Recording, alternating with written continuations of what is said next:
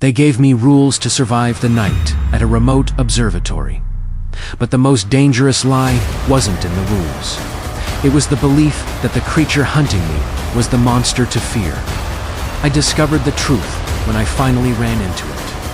The eyeless stag, my tormentor.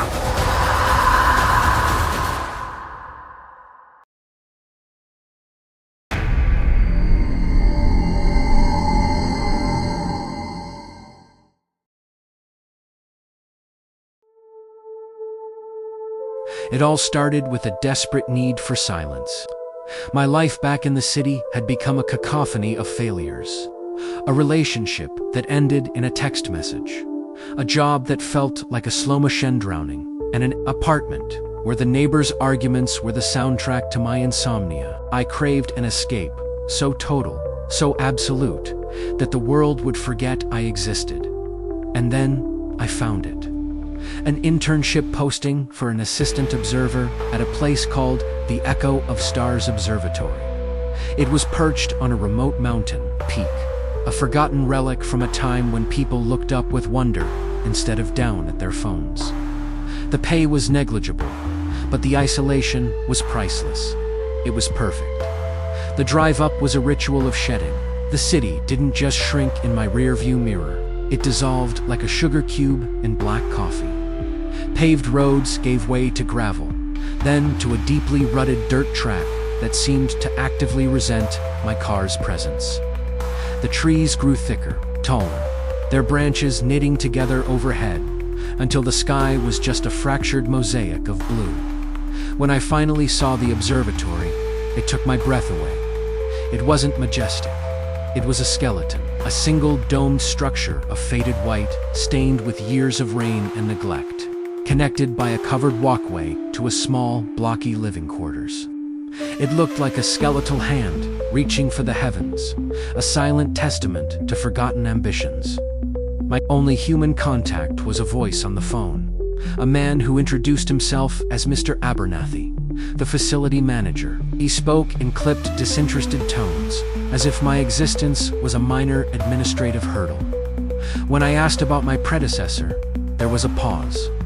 Personnel turnover is a reality in such isolated posts. Alex, he'd said, the words smooth and practiced. Some people just aren't cut out for the quiet. He didn't mention the rumors I'd overheard in the last gas station town 50 miles back. The locals spoke of the place in hushed tones, calling it the Whispering Peak. They talked of observers who left in the middle of the night without their belongings, of another who simply vanished. They said the stars, up there sometimes, moved wrong. I dismissed it as local folklore, the kind of ghost story that clings to any old lonely place. The air inside the observatory was cold and smelled of dust, ozone, and something else. Something faintly metallic and organic, like old blood on copper. The living quarters were Spartan, a narrow bed, a small kitchenette, a desk. It was the dome, however, that held the real gravity of the place. The colossal telescope stood in the center of the circular room like a silent god, its massive lens aimed at the closed slit in the roof.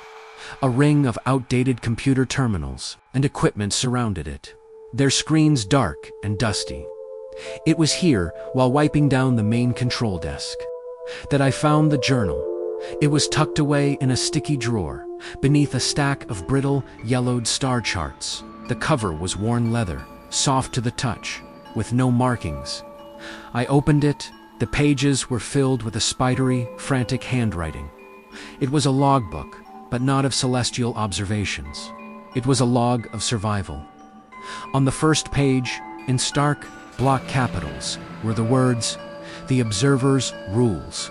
My heart gave a strange, fluttery lurch. I read on. A cold knot tightening in my stomach. Rule 1. Never look directly into the main telescope after midnight. If the power indicator on its base glows red, it sees you back. Rule 2. If you hear whispers from the static on the comms unit, turn the volume to 0 immediately. Do not try to record it. Do not try to understand it. Rule 3. When the main dome lights flicker, you have 10 seconds to get to the backup generator and start it. Do not wait. Stay on generator power until sunrise, or she will come to see what stopped the light. Rule 4. The shadows that move at the edge of the woods, just past the windows, are not real. They are only real if you let them be. Do not watch them, I laughed. It was a nervous, hollow sound that echoed unnaturally in the vast, silent dome. It had to be a prank.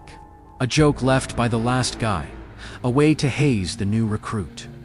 The ramblings of someone who'd spent too much time alone and let his imagination run wild. She will come to see what stopped the light. It was absurd, childish. I tossed the journal onto the desk. My skepticism, a thin shield against a rising tide of unease. Yet, a part of me, a small, cold, primitive part, filed the rules away. Just in case, as the sun began to set, the mountain was painted in hues of orange and deep violet. I powered up the systems. The old machines hummed to life with a chorus of whirs and clicks, filling the space with a sound that was almost comforting. I opened the dome's slit to the night sky. The sheer number of stars was overwhelming, a glittering, impossible spill of diamonds on black velvet. This was it, the silence, the peace I had craved. But as darkness settled fully, the silence changed. It was no longer peaceful. It felt heavy, suffocating. It wasn't empty. It was waiting. My first night was a ballet of methodical tasks. I ran diagnostics, aligned the secondary guidance system, and made notes in a crisp new logbook, not the leather-bound one. I was a scientist, a man of logic. The universe was a place of magnificent, predictable mathematics, not campfire ghost stories. The Comes unit, a relic from the 70s, hissed with a steady uniform static, white noise, the sound of an empty channel. I found it soothing, but then, around 10 p.m., the quality of the hiss changed. It thinned out, and underneath it, I heard something. A soft, sibilant sound like dry leaves skittering across pavement, or sand being poured from a great height. My fingers paused over the keyboard. I leaned closer to the speaker, straining to hear.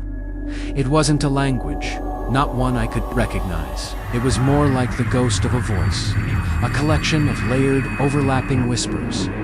They were faint, elusive, but they were undeniably there. My mind immediately tried to explain it away.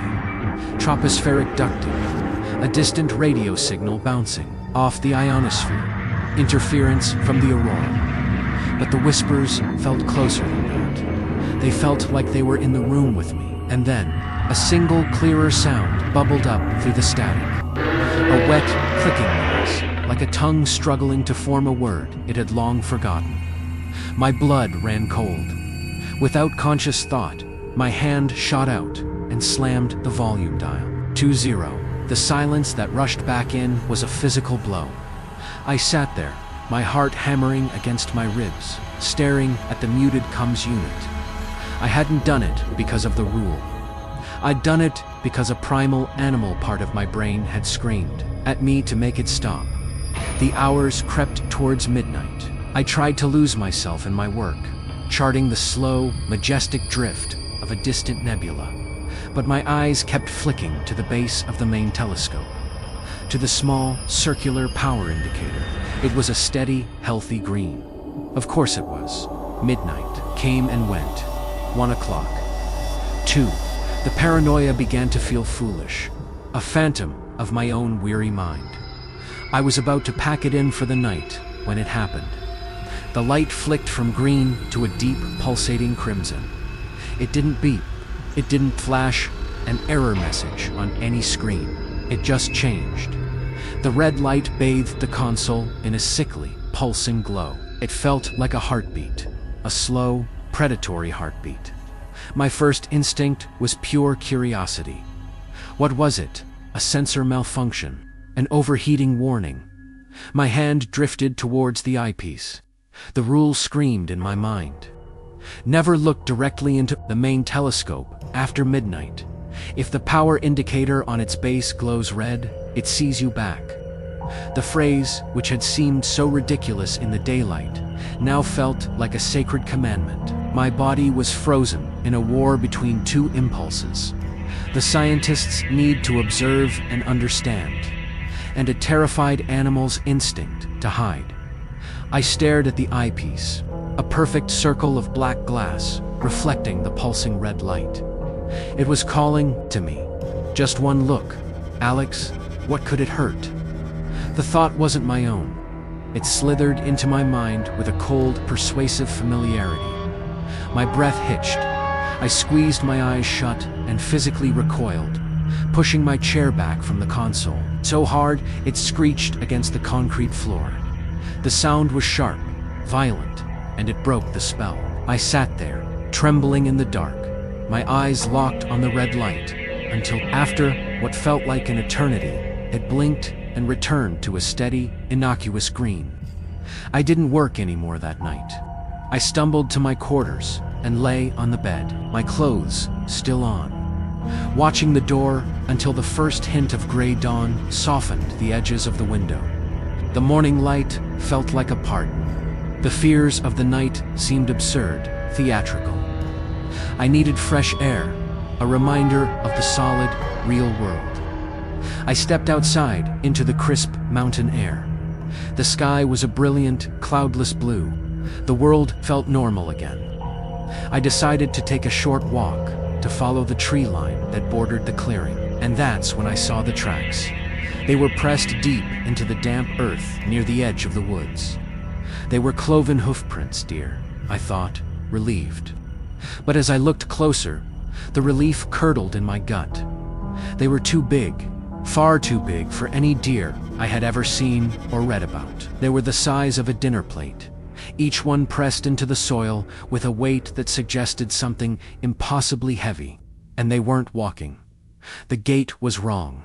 The tracks were in a straight, deliberate line, one directly in front of the other, heading from the deep woods directly towards the observatory, stopping about 20 feet from the building. It looked like something had stood there for a very long time, just watching my window. Then, the tracks turned and went straight back into the forest. There was another thing. Inside the impression of each massive hoof, right in the center, was a smaller, perfectly circular hole, as if a sharp, metallic spike had been driven into the ground with every single step. The sight of those tracks broke something in my carefully constructed skepticism. You can rationalize away sounds and lights. You can blame them on faulty wiring or an overactive imagination. But you can't rationalize a physical imprint in the earth that defies every law of biology. You know, I spent the rest of the day in a state of agitated anxiety, unable to focus. The silence of the dome, once a comfort, now felt like a held breath. Every creak of the building, every gust of wind whistling around the dome, sent a jolt of adrenaline through me. I found myself obsessively rereading the leather journal, no longer as a curiosity, but as a survival manual. The frantic handwriting seemed less like madness and more like a desperate warning. That evening, I was on edge.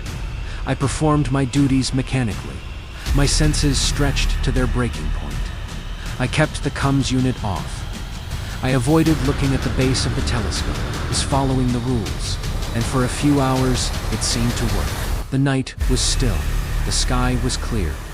A fragile sense of control began to return.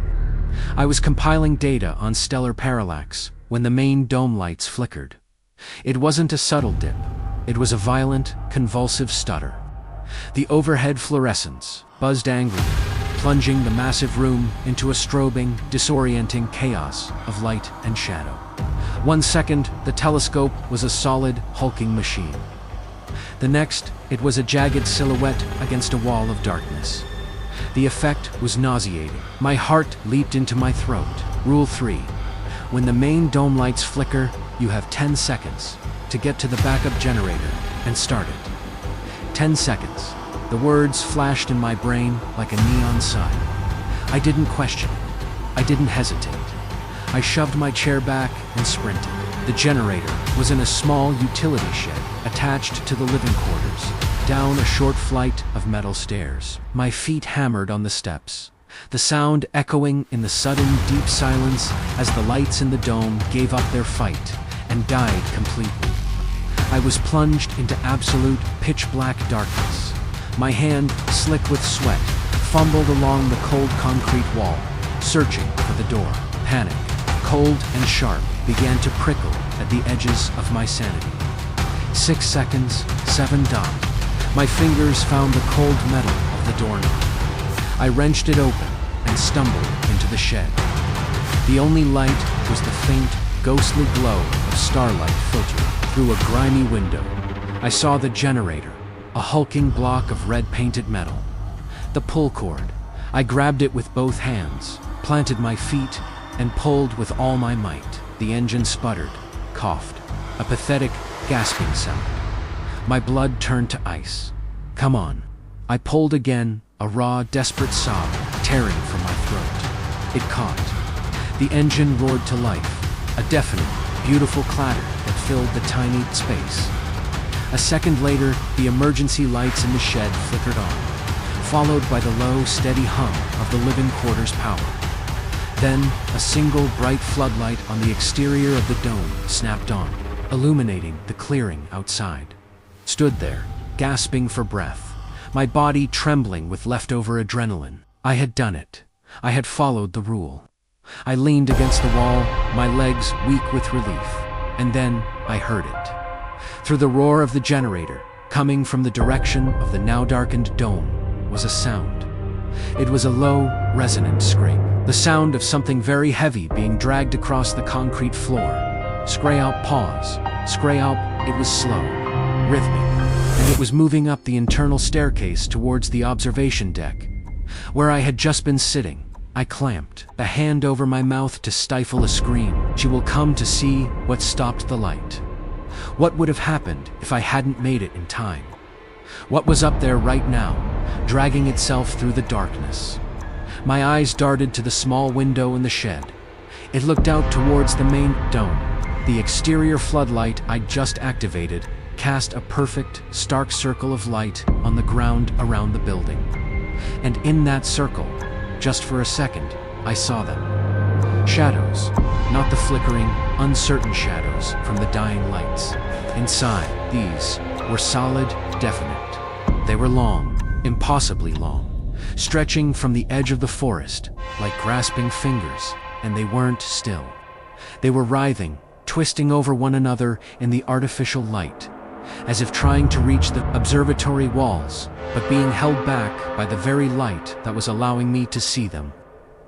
The shadows that move at the edge of the woods are not real if you let them be. Do not watch them. I tore my gaze away from the window, my heart pounding, a frantic, desperate rhythm against my ribs. I had followed one rule, only to be confronted by the terrifying proof of another. I spent the rest of the night huddled in that shed, listening to the comforting roar of the generator, refusing to look outside until the sun came up. The scraping from the dome didn't stop until dawn. Sleep offered no escape, only a different kind of torment.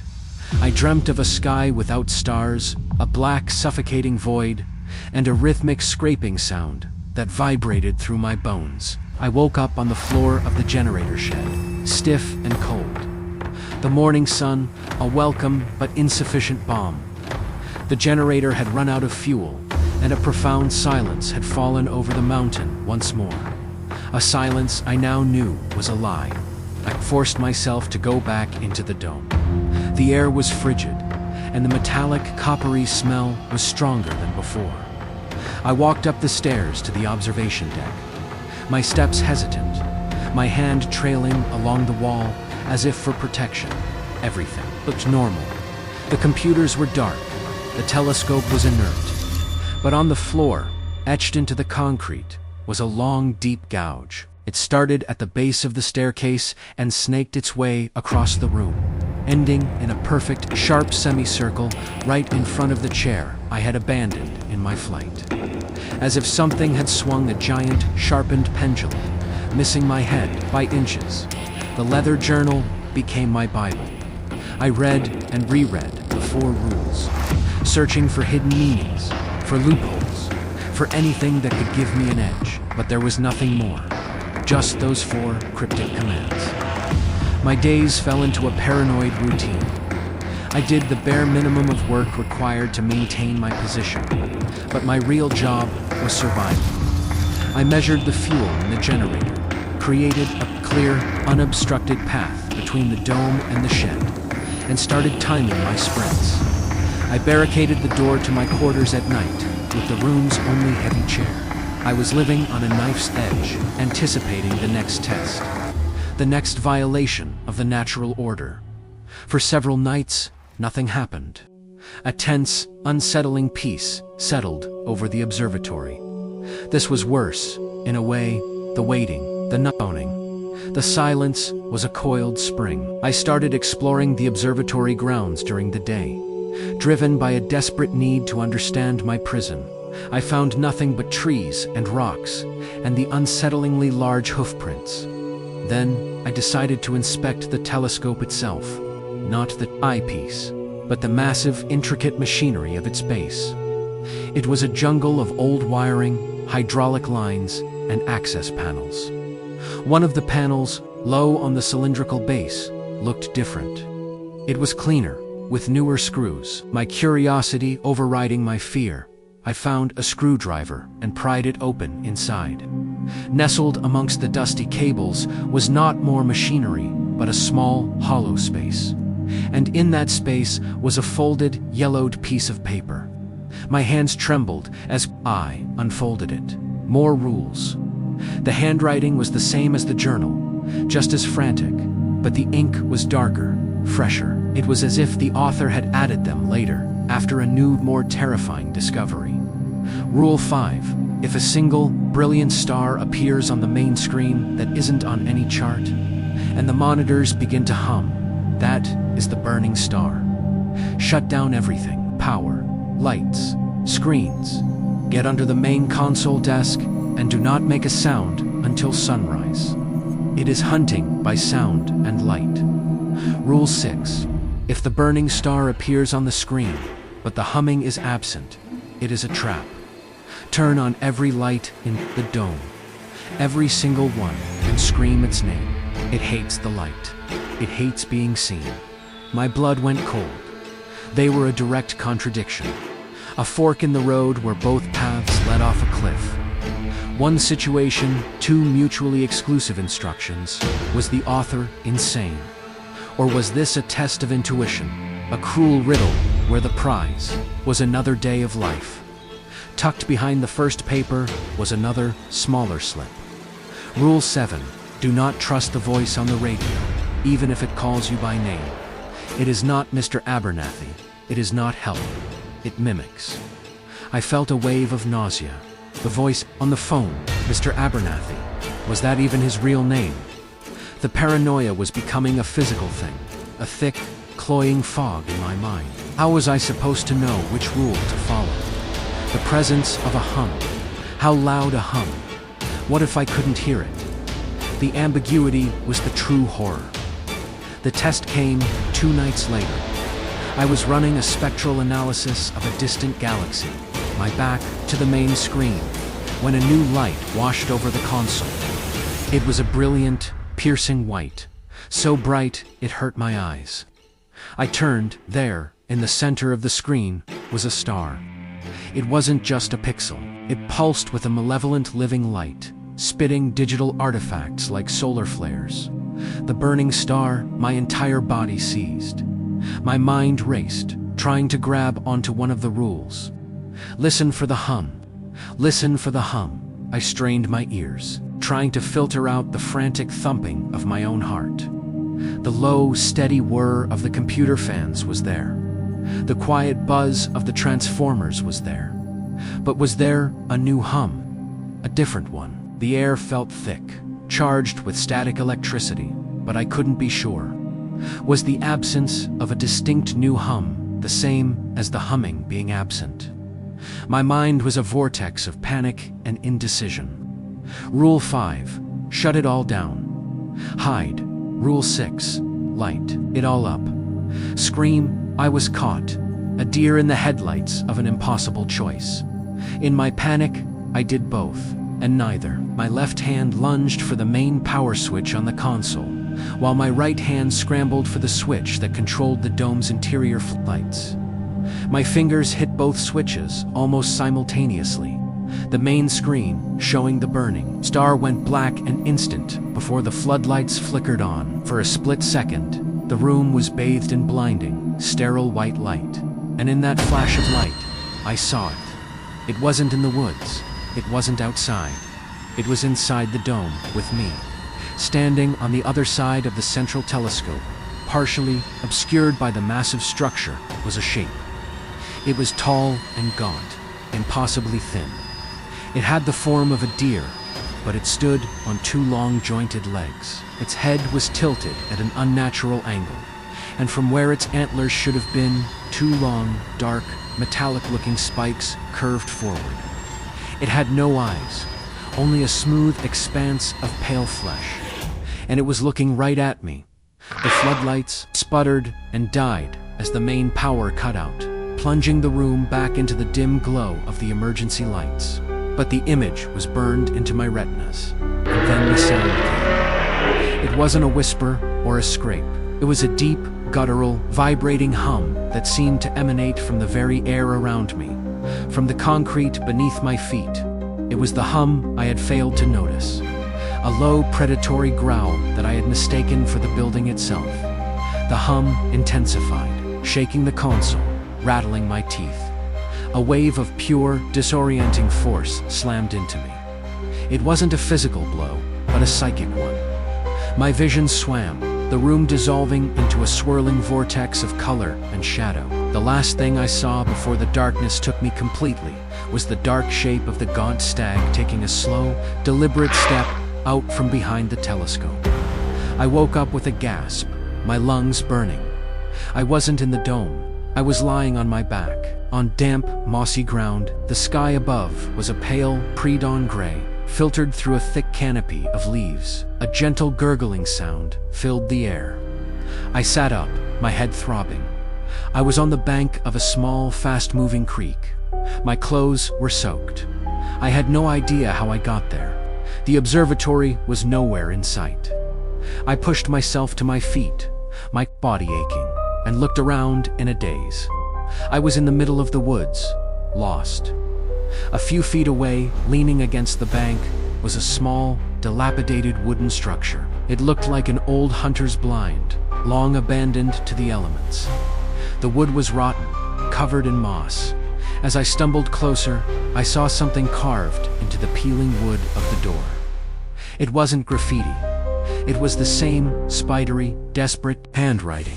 New rules, carved deep into the wood as a final, desperate testament. My fingers traced the rough-hewn letters carved into the old wood.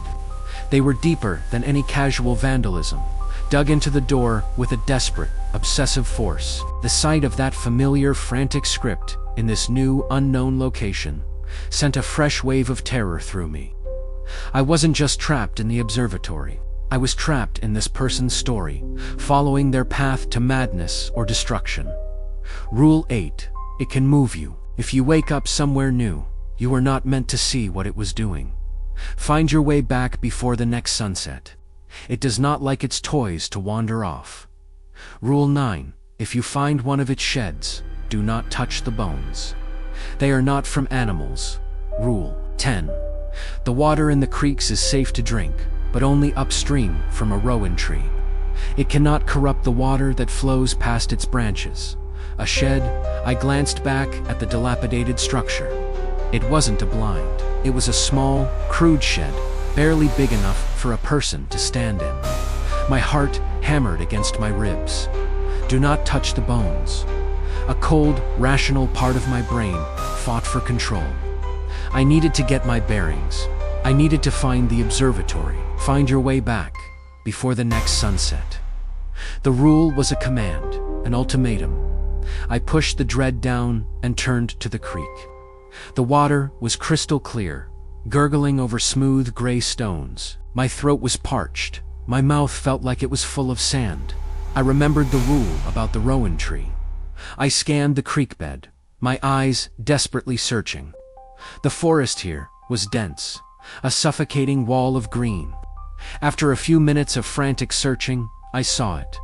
About 50 yards upstream, a small, elegant tree with pinnate leaves and clusters of bright red berries. A rowan, a wave of relief, so potent it almost made me dizzy, washed over me. I stumbled upstream, past the tree, and plunged my hands into the icy water, drinking greedily. The cold shock cleared my head slightly. The question of the shed remained a dark spot in my periphery. Do not touch the bones. Curiosity is a powerful, insidious thing. I told myself I needed to know what I was dealing with. I told myself it was about information, about survival, but it was more than that.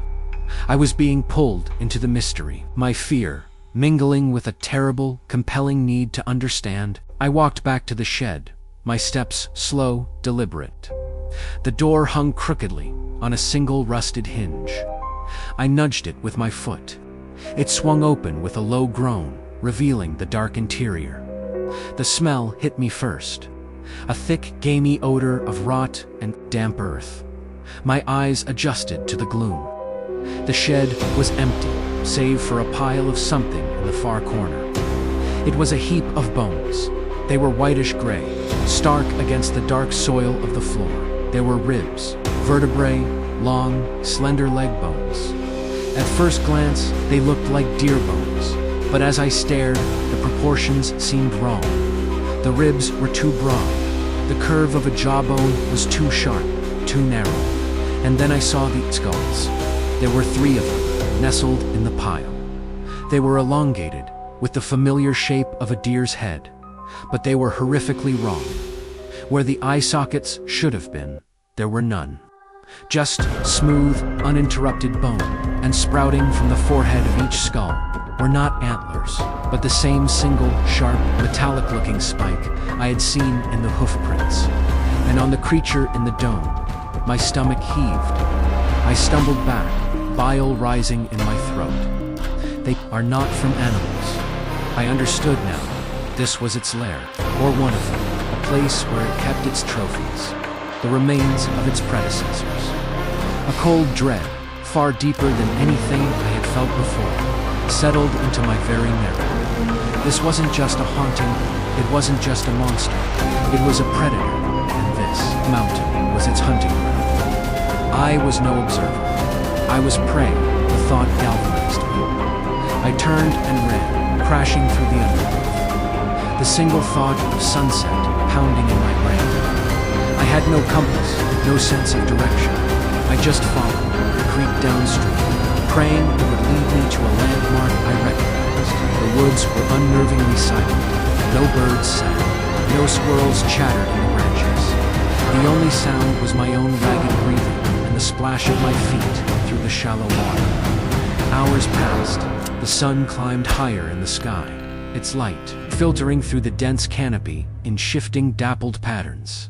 The fear began to give way to a weary, desperate exhaustion.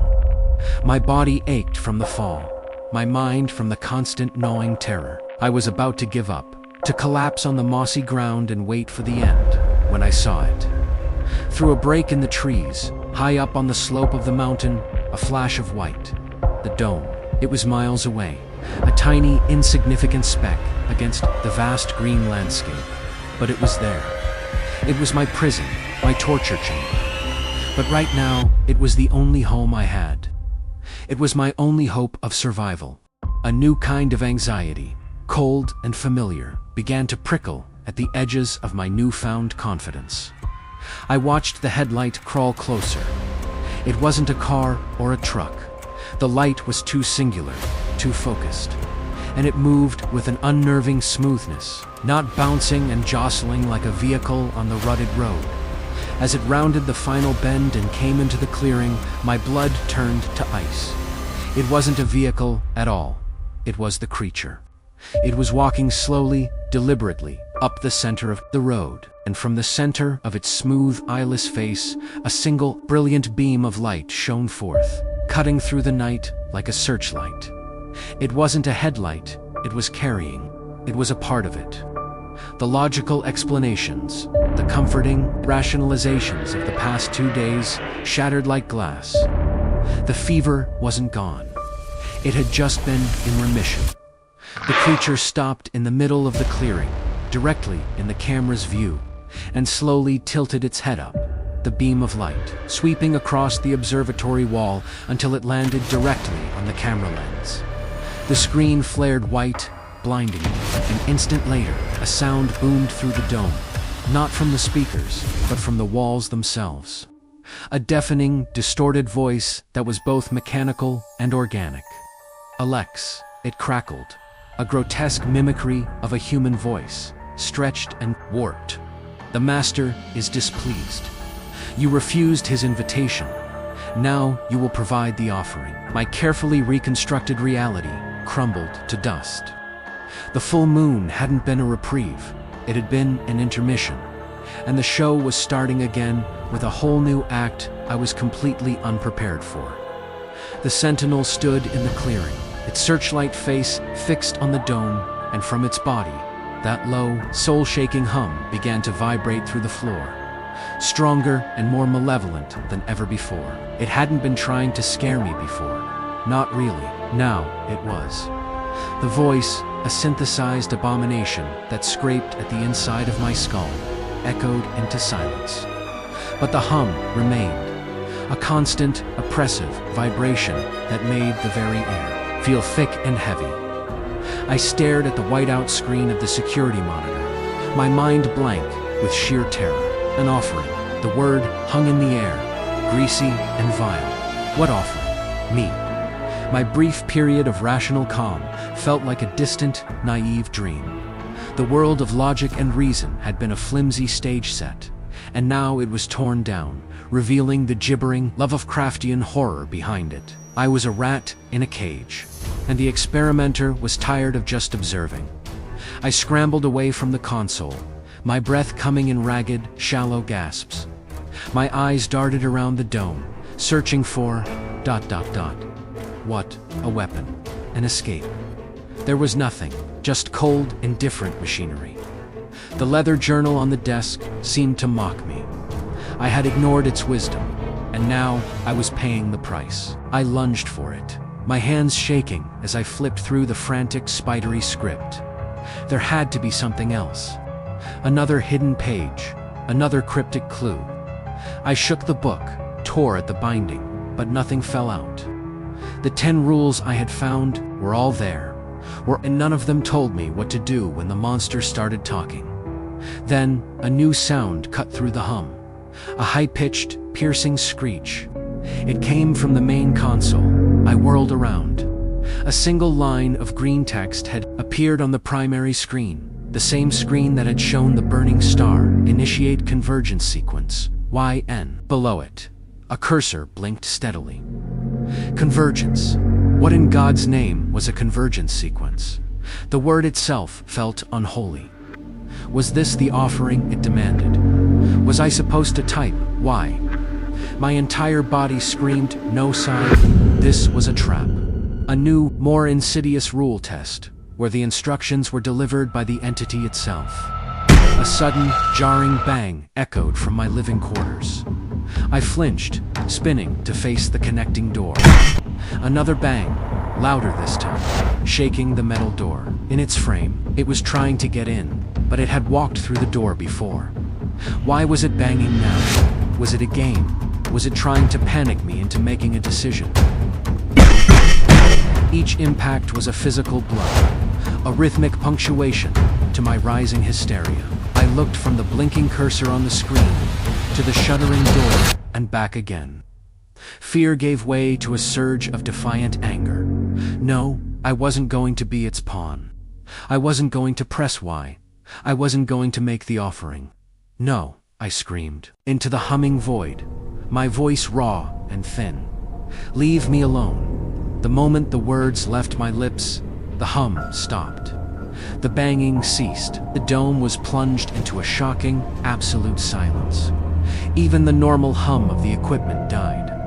I stood panting in the center of the room, my scream still echoing in my ears. Had it worked?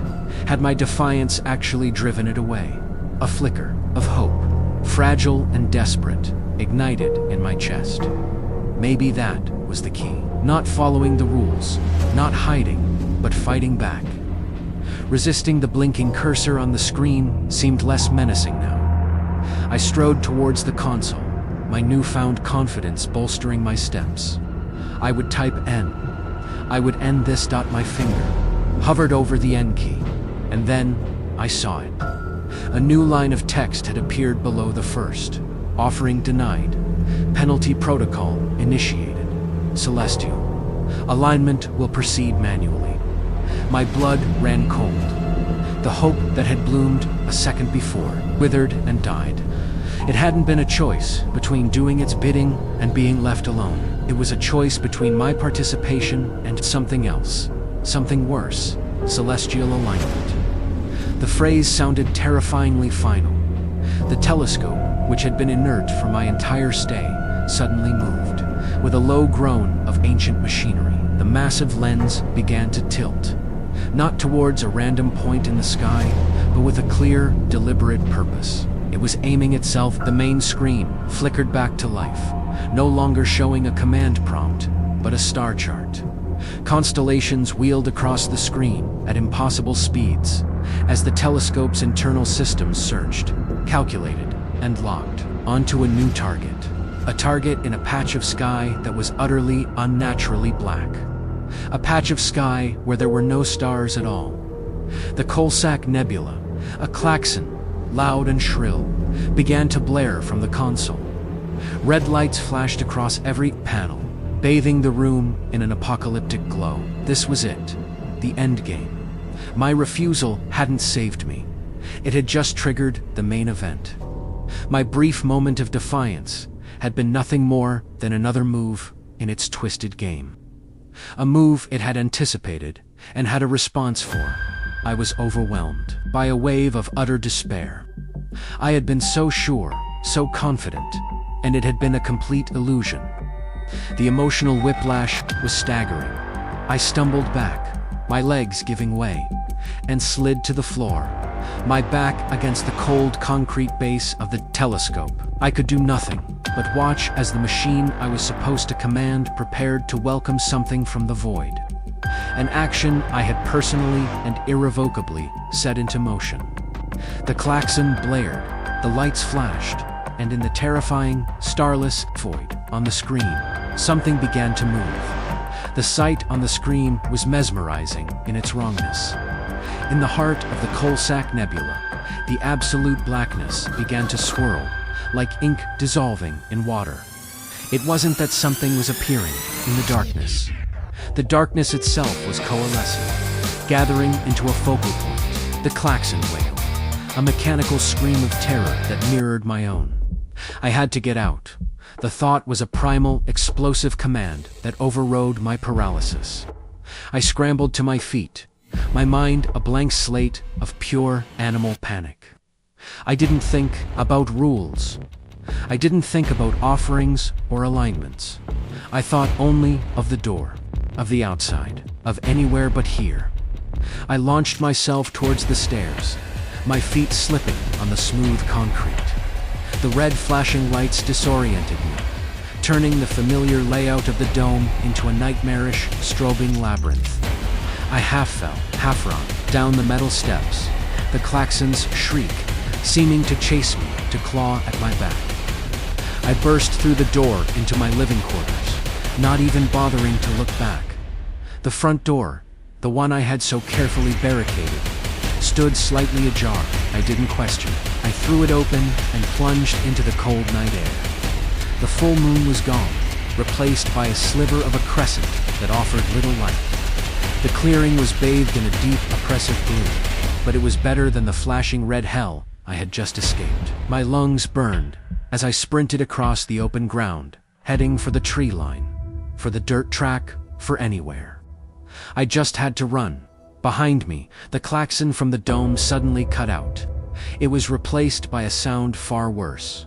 A low, resonant hum, deeper than anything I had heard before, began to emanate from the observatory.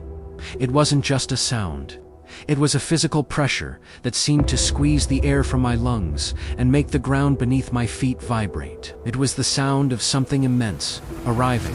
I risked a glance over my shoulder. The entire dome of the observatory was glowing, not with the flashing red lights from inside, but with a faint, internal, sickly purple luminescence, as if the structure itself had become a giant cosmic egg about to hatch. The sight shattered the last vestiges of my sanity. I ran blindly, my eyes stinging with tears of terror, my gaze fixed on the dark sanctuary of the woods. I was almost there, 10 more feet. 5, my foot caught on an exposed route, a cruel, mundane obstacle in the midst of cosmic horror. My ankle twisted with a sickening crack of pain, and I went down hard. My head slammed against the hard-packed earth, and the world exploded into a brief, brilliant flash of white. Then nothing. I watched, transfixed by a new kind of horror. This wasn't a random, chaotic haunting. This was a procedure. It was maintenance. The creature was a technician, and the observatory was its instrument. And as I watched it work, a terrible, sickening clarity washed over me. The rules. I finally understood the rules. They weren't for my survival, and they weren't just for sport. They were a calibration sequence. Each rule I followed, each choice I made, was a specific input. Never look in the telescope to prevent my consciousness from interfering with a direct visual feed. Silence the whispers to ensure the purity of an incoming audio signal. Start the generator to introduce a specific, stable power frequency into the system. Hide from the burning star or scream at it 2 different responses that would cause my body to emit a unique bioelectric signature of either fear-induced paralysis or aggressive panic. The observatory wasn't a viewing station. It was a transmitter, an antenna. And I, my consciousness, my fear, my very biology, was the final, crucial component. The missing key that focused the signal. My offering wasn't my life. It was my reaction. My terror was the message being broadcast into that starless void. The technician held its connection to the telescope for another minute, the alien script scrolling faster and faster across the screens. Then, with another soft click, it pulled back. The screens went dark. The thrumming stopped. The recalibration was complete. It turned, its smooth, featureless face fixing on my position on the floor. The beam of light did not switch on. No voice boomed through the dome. Instead, a thought, a single, clear sentence, was inserted directly into my mind.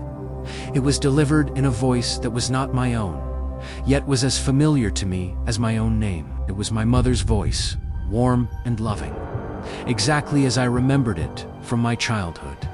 Rule 12. When you hear me call for you, Alex, please answer. It's been so long since we've talked. I worry about you. A sob, raw and painful, tore itself from my chest. It was the cruelest blow yet. It was a violation of something sacred, a weaponization of my own love and memory. It was a rule designed to break not my body, but my soul. The entity turned and walked silently out of the dome, leaving me alone in the crushing silence. The hopelessness I'd felt earlier was gone. In its place, a cold, hard rage began to smolder. I was not a sacrifice. I was not a message. I was a battery, a tool, and I had just been given my new operating instructions. I looked from the empty doorway to the massive, silent telescope, the heart of the machine, the focal point of this entire nightmare. The rage burned away the despair, leaving behind a single, diamond-hard resolve. If I was a component in this machine, I would be the one that made it break. The rage was a fire that burned away the last of my fear. It wasn't a hot, blinding fury, but a cold, focused anger. The despair had been a cage, but this rage was a key. I looked at my broken ankle, at the useless radio, at the monolithic telescope that was the instrument of my torment. They thought they had me. They thought I would play along, caught in a new loop of emotional torture, answering my mother's stolen voice until I was a husk. They were wrong. My mind raced, no longer searching for escape, but for a weapon. What could I do? I was one man, injured and unarmed, against forces that could warp reality. But I had one advantage. I was inside the machine. If I couldn't destroy the operators, maybe I could break their toy. Rule 11. Unplug the heart of the telescope. The instruction, once a source of panicked confusion, was now a signpost. It was the only rule that instructed me to damage the system. It was a failsafe, but for whom? Perhaps the previous observer, the author of the journal, had realized the truth and left one final, desperate gambit, a way to sabotage the broadcast. I grabbed my T-square crutch and pulled myself up. The pain in my ankle was a white-hot scream, but I pushed it down, fueled by my new purpose. I hobbled towards the base of the telescope, my eyes scanning the complex array of wiring and conduits. What was the heart? The main power conduit was thick as my arm, bolted into the floor. The central processing unit was housed in a reinforced steel case. I couldn't break those with my bare hands.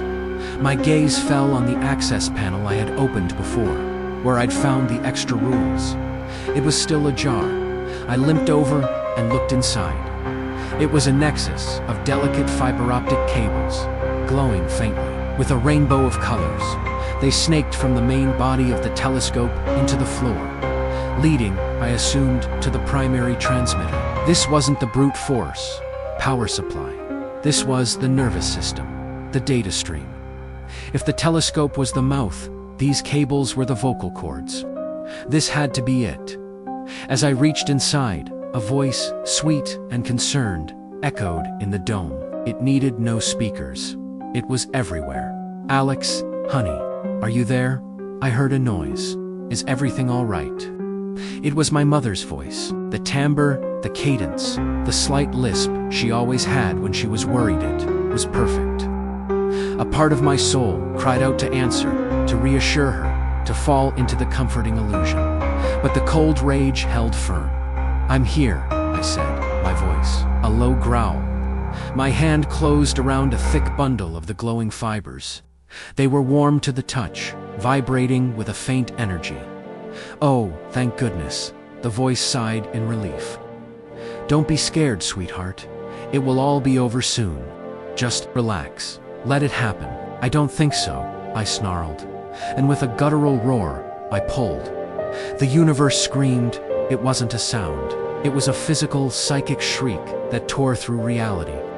The lights in the dome didn't just go out. They exploded, showering the room in a rain of hot glass. The air cracked with a deafening roar of displaced pressure, and a wave of force threw me backward. I slammed into the far wall of the dome, my head hitting the concrete with a sickening thud.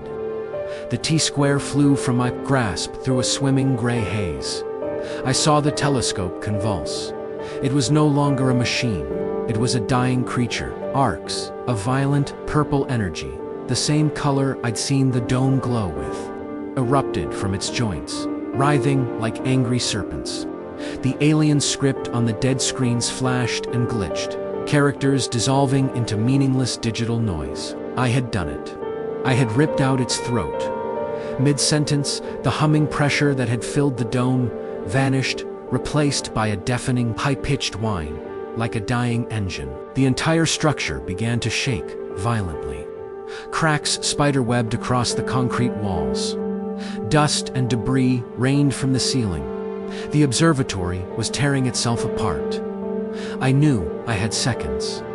I pushed myself away from the wall, my vision tunneling, my entire body a symphony of pain. I crawled, dragging my useless leg behind me towards the stairs. I had to get out. As I reached the top of the staircase, I saw it in the doorway. The glitching silhouette was shuddering, flickering in and out of existence like a bad television. One of its spike horns, was shattered and black viscous liquid dripped from the wound. Its body seemed to be dissolving, losing its cohesion. It raised its head, and for the first time, its eyeless face was not directed at the telescope, but at me. A wave of pure, unadulterated hatred, so potent it was almost a physical blow, washed over me. It wasn't a dispassionate technician anymore. I had broken its purpose. I had hurt it. And now it was coming for me. It lunged, its movements no longer graceful, but jagged and broken. It was moving faster than I could have imagined. This was it, the end. I had won the battle, but lost the war. But as it charged, a new sound cut through the chaos, a deep, resonant, guttural boom that shook the very foundations of the mountain. It came from outside. The deer thing skidded to a halt, its head whipping around towards the source of the sound. It seemed to forget me completely, its entire being consumed by a new, greater fear. The dome roof, already fractured, was torn away, as if by a giant hand. For a terrifying second, I was looking at the night sky, but the stars were blotted out by a shape, a colossal hulking silhouette that blocked the heavens. Another boom echoed, closer this time. It wasn't thunder. It was the sound of a footstep, the size of a mountain. The abomination let out a chittering, terrified shriek and scrambled back, away from the opening. It was no longer a predator. It was prey, and its hunter had arrived. Through the gaping hole in the roof, I saw a shadow fall over the clearing. The handprint I had seen in the dirt was not from the master. It was from this. Something far older, far bigger, and utterly indifferent to the petty dramas of the observatory. The ground shook again, and I knew with a certainty that chilled me to my core that whatever was coming wasn't here for me. It was here for the thing that had been tormenting me. The deer thing was cornered. It darted back and forth in the collapsing dome, its flickering form a testament to the breaking connection. The deep, earth-shattering boom of the footsteps grew closer, a rhythmic, planetary heartbeat that heralded an apocalypse. The creature I had seen as a god was now just a terrified animal, trapped between a broken instrument and the wrath of its own master. It made its choice. With a final hate-filled glance at me, it turned and leaped, not towards the stairs, but through the dome's main observation slit, which had been torn wider by the convulsions of the building. It landed on the ground outside, with a silent thud and bolted, a streak of fractured darkness disappearing into the woods. My own survival instinct roared back to life. The dome was coming down around me. I didn't wait. I scrambled down the shaking staircase on my hands and knees. I burst out of the living quarters and into the clearing, just as the entire dome structure groaned, buckled, and then imploded with a deafening crash of steel and concrete. A shockwave of dust and debris washed over me, but I was clear. I lay on the ground, panting, my body screaming, my ears ringing. I had survived. I had destroyed it. But the terror was far from over. The footsteps were closer now.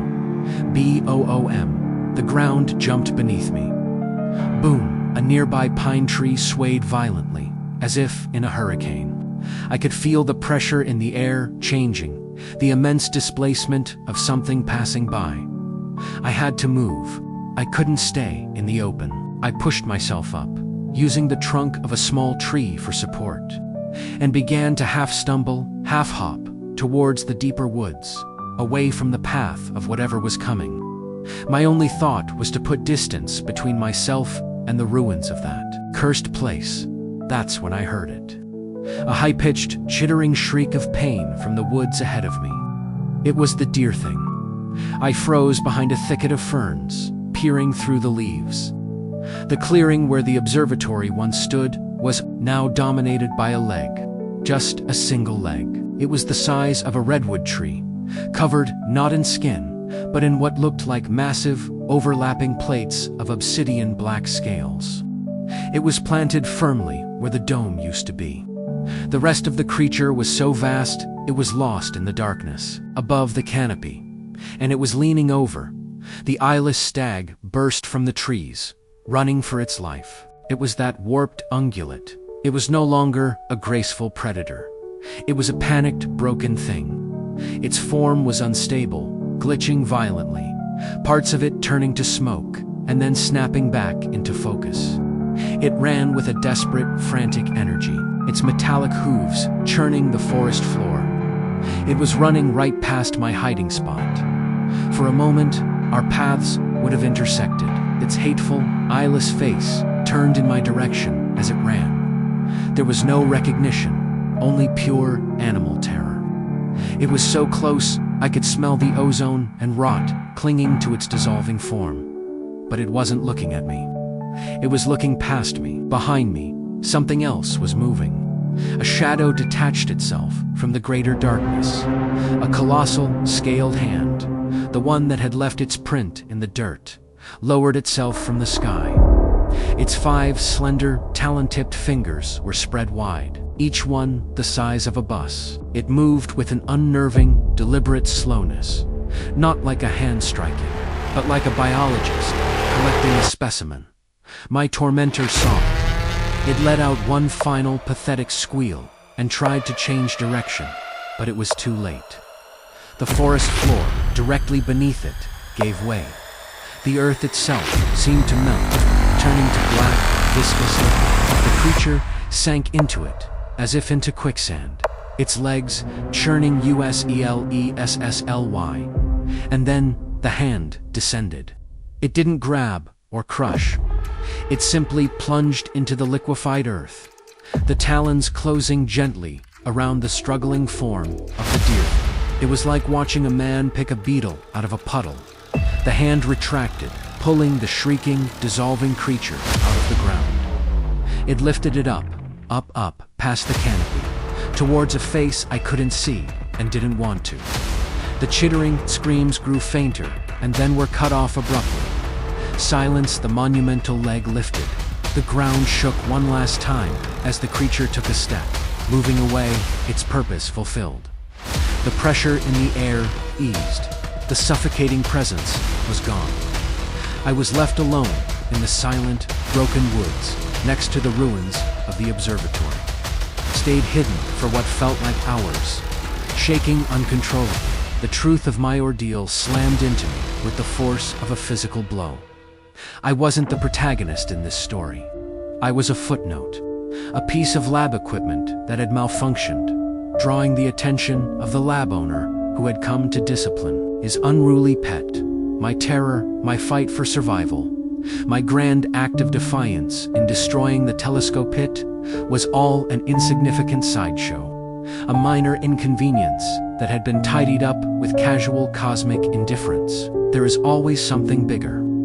The monster that haunted my nightmares had its own monsters to fear. The thought was both terrifying and, in a strange, bleak way, liberating. My survival was not a victory. It was an oversight. The sun rose on a scene of utter devastation. Where the Echo of Stars Observatory once stood, there was now only a crater of shattered concrete and twisted metal. The forest was unnervingly silent, the air clean and crisp, scrubbed clean of any lingering malevolence. It was over. Whatever cosmic drama had played out on this mountaintop had concluded, and the players had departed. It took me 2 days to get down the mountain.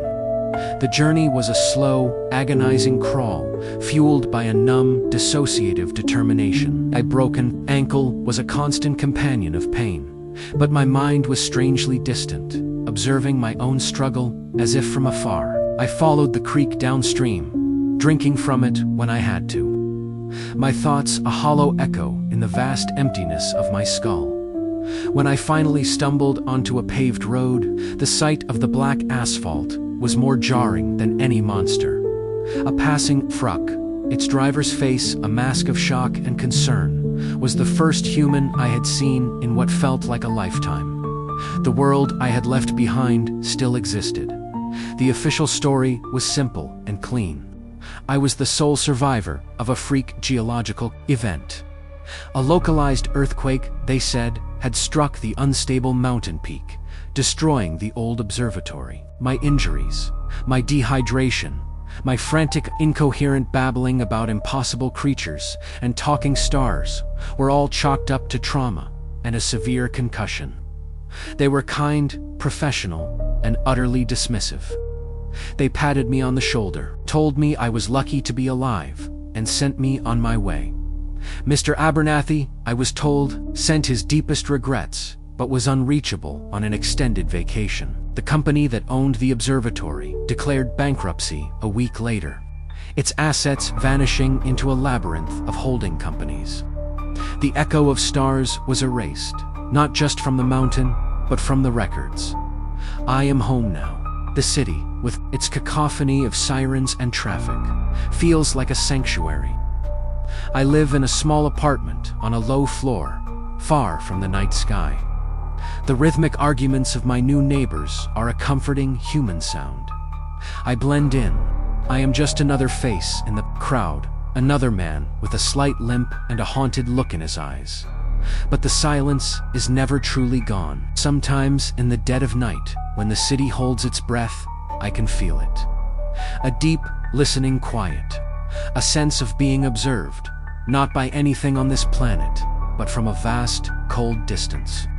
My experiences on that mountain broke my sanity, but they also broke open my perception. I can now see the abyssal gulfs that lie just behind the thin veil of our reality. I know that the universe is not empty. It is simply too large and too ancient for its inhabitants to have noticed us yet. For the most part, I am writing this all down, not because I expect anyone to believe me. I know how it sounds. It is the story of a madman. Sometimes, when I read back what I have written, I don't even believe it myself. The memories feel like a fever dream, a story that happened to someone else. Was it real, or did I simply go mad from the isolation? My mind creating a grand, terrifying narrative to shield itself from the simple, crushing weight of loneliness. I don't know the answer, and that, perhaps, is the most terrifying part. The uncertainty. But then I look at my ankle, at the permanent, ugly knot of bone that never quite healed right. And I look at the single, strange artifact I took from that mountain. The one thing I salvaged from the wreckage that I keep hidden in a locked box. It's a small, jagged piece of the telescope's lens. Most of the time, it's just a shard of dark, inert glass. But sometimes, on the darkest nights, when I am entirely alone, I can see a single, faint character glowing in its depths.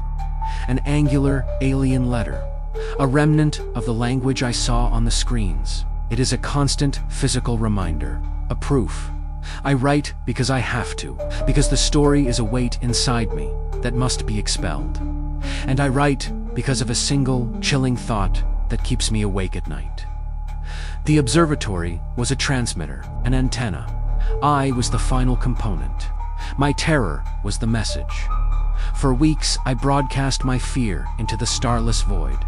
So the final, lingering question, the one that haunts my every waking moment, is this. Was anyone listening? And if so, what did they hear, and when are they coming to answer?